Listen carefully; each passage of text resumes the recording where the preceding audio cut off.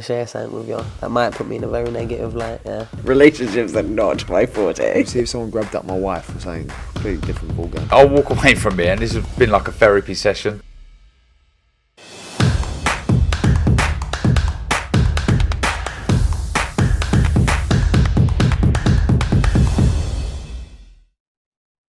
Razamani for IFL TV, proudly sponsored by Everlast. Delighted to have with me on Zoom all the way from Miami, Andrew Tabiti.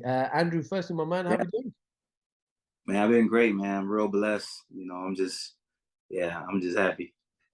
We were just speaking off camera. Obviously, we have crossed paths before face-to-face in America.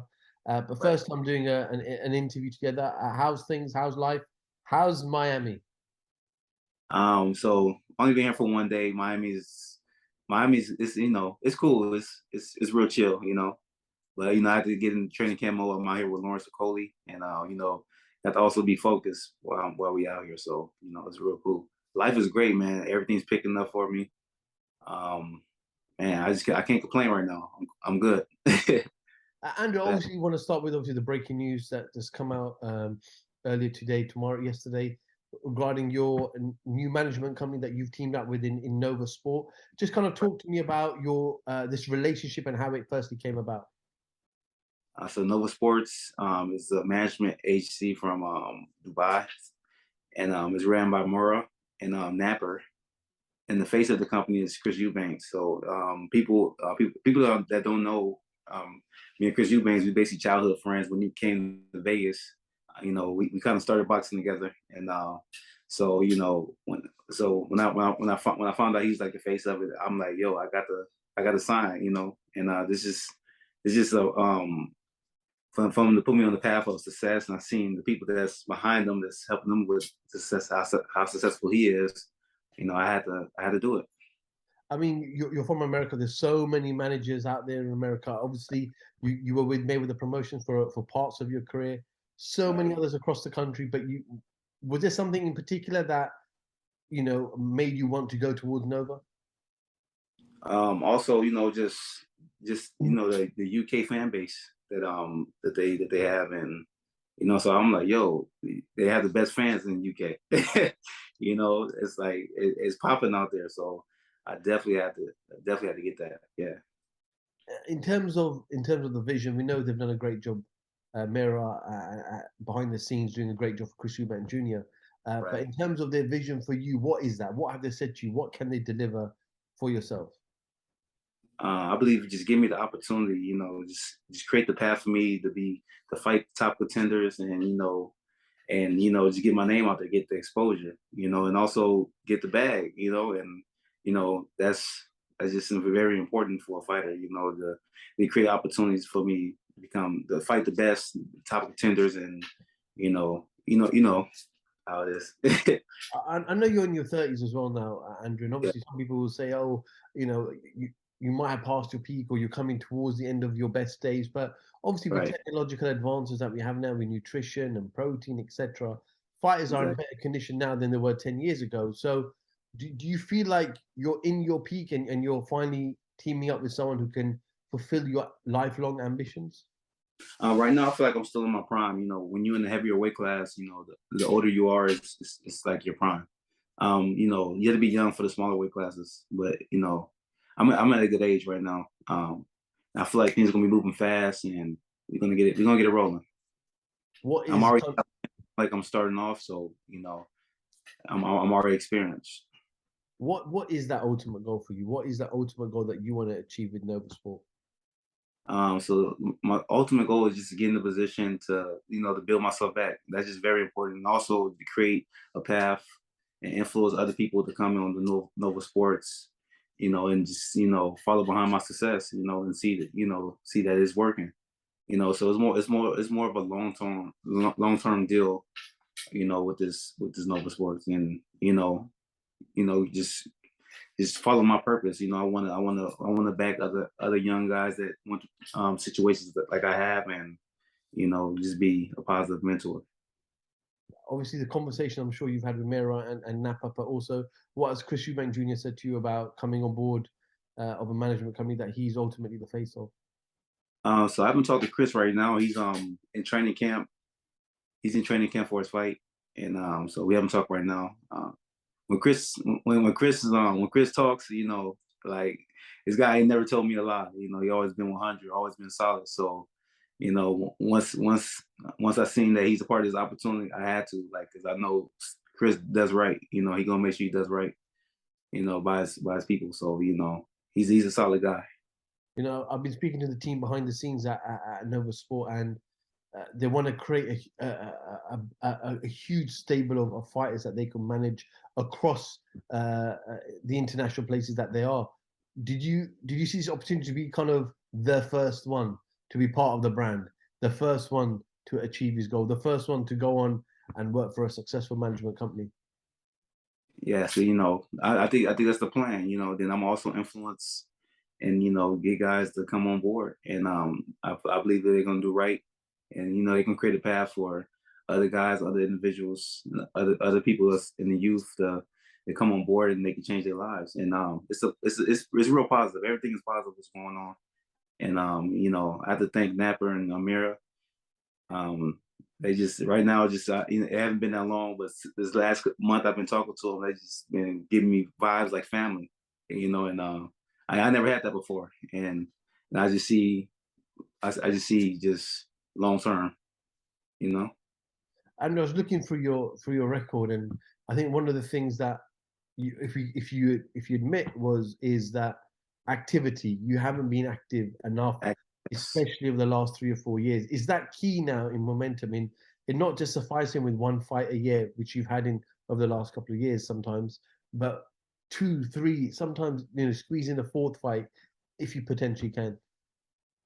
Yeah, that's you know just be active. You know, I like to just transfer my fan base to UK, and you know out there boxing it's you know it's big out there. You know, and it's consistent. So you know that's just something I want to do.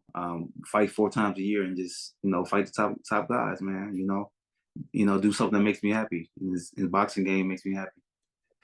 In terms of taking part in the World Boxing Super Series, I know that was a massive opportunity for you, and not just only make a lot of money, but obviously get recognised for Yeah. winning the Ali Trophy. Didn't go your way. I know you had a problem with your ankle, you fell down, and the fight ultimately got stopped. But what did you learn from that defeat, and how did you come back from that defeat? You know, it's crazy. I don't think a lot of people even knew that. I think you just saw that. You know, I never made an excuse. You know, people always ask me, "Yo, what happened to that fight? Like you got tired?" You know, and I never went on the record and told anybody about anything about my ankle.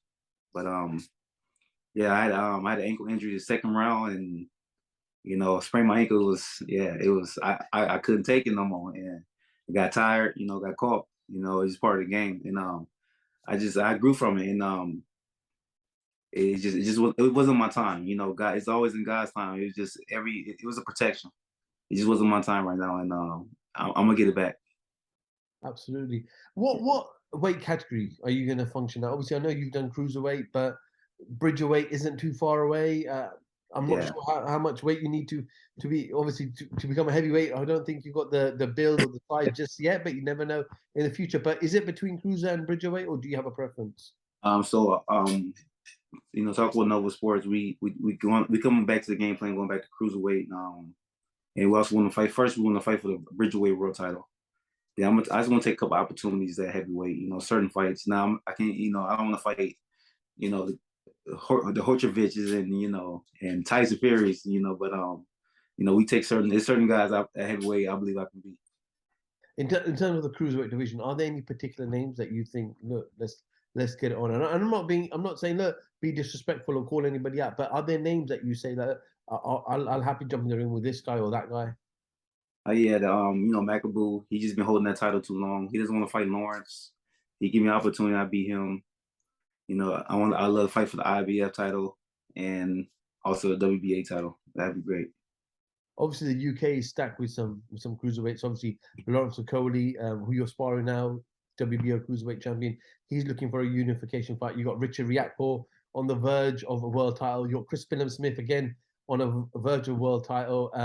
You've got Mikhail Lawal fighting Isaac Chamberlain soon, hopefully. Potentially, that could be a fight for you down the line. Vidal Riley another cruiserweight as well. So the Oh UK yeah, no, is no, stacked with well, some great names of in the division. yeah. I see. Now I feel like it's time for me to get in the mix. And I'll let before I go to cruiserweight, I can fight for the WBC Bridgerweight title. We can get that too. That'd be cool. So is your intention to fight in the UK? Oh yeah, that's man. Man, UK, the crowd is crazy. It's not like in America. Like it's crazy out there. So I have to go out there and fight, and it's gonna be fun. Let's talk a little bit about the man you're sparring. Lawrence Okoli, he's been out the ring nearly a year next month, I believe. I think the last time he fought, Right. top of my head, was February. He's had a tough year, a lot of things going on outside the ring, but obviously now his focus is in the ring. He returns, I believe, sometime in March. Right. How's he looking in sparring and how are the sessions going? I haven't sparred with him yet. I think this upcoming week. Man, I look up to Lawrence, man. I think he's right. I think he's one of the best cruiserweights. Man, he's just massive how big he is. Yeah. You be like, yo, you sure you cruiserweight? Yeah. But just talking to him, man, he's just a really smart dude, and just real intelligent. And I respect him. I've been following him since he was an amateur, and I had the utmost respect for him. Would you ever fight him? No, I don't think it's a perfect fight for me right now. So I see him as a brother, and there's other belts I can get. I know Lawrence has spoken in the past about going up to heavyweight. So do you want him to hurry up and go to heavyweight so you can vacate that belt? So maybe it's a belt that you can fight down the line? I mean, just it's other belts out there I can get. It's different routes I can make. So it's all good. I'm no rush. Is there a date for you to return to the ring? No, we looking towards March, April. So no specific date yet. Yeah. Obviously, I know you fought. Yeah, no, of course. I know you fought in America, but Dubai are holding boxing events, Abu Dhabi are holding boxing events, Saudi Arabia is holding boxing events, the UK Right. is boxing events almost every weekend. So I bet you're very excited teaming up with Nova Sports because you'll have the opportunity to fight the Middle East and the UK. Yeah. The Saudi Arabia fight, man, that stuff was fun. Man, it was a great experience.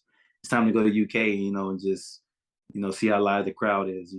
I seen Chris fights and Anthony Joshua fights. The crowd is they just stacked, and they just love boxing. And man, I'm just ready to be a part of that.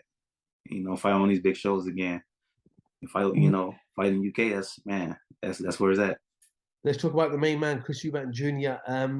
Has had a strange few months since obviously the whole Conor Benn scenario. He's moving on. He's getting to the ring next week on Saturday, a week today, against Liam Smith. I'm not sure how much you've seen of Liam Smith. He's obviously been in the ring with Canelo as well many years ago. I believe he got stopped in the 9th round or 10th round. But how does EUBANK fare against Liam Smith? Yo, when I seen Liam Smith, I thought I seen that he's 34 years old. I thought he was about 50. I was like, man, Chris about the doctor's old man now. He's like, they say he's 34. I'm like, for real? Wow. But I think Chris is gonna beat him easy, and just a tune up for Chris. And I feel like he's gonna go fight for a title, Golovkin, any big names, maybe Charlo, whatever, and just move on after this Liam Smith. Oh, absolutely. Andrew, is there anything else you'd like to add before we end? No, I'm good. I just want to thank you for giving me the opportunity for this interview. Thank all my fans for tuning in, and I'm ready just to get bounce back. No, absolutely. Bounce back. Hashtag bounce back. I think that would be the theme moving forward. Andrew, appreciate you jumping on, giving me a little bit of time. And yeah, we look forward to some fight news over the next couple of weeks. And yeah, hopefully might see you here fight in the UK in front of the great British crowd. Man, can't wait. I can't wait, brother. Andrew Tabiti, Fire for TV. Thank you very much. Thank you, brother. Appreciate it. I'm going to share something with you. That might put me in a very negative light, yeah. Relationships are not my forte. See if someone grabbed up my wife or something, completely different ballgame. I'll walk away from it, and this has been like a therapy session.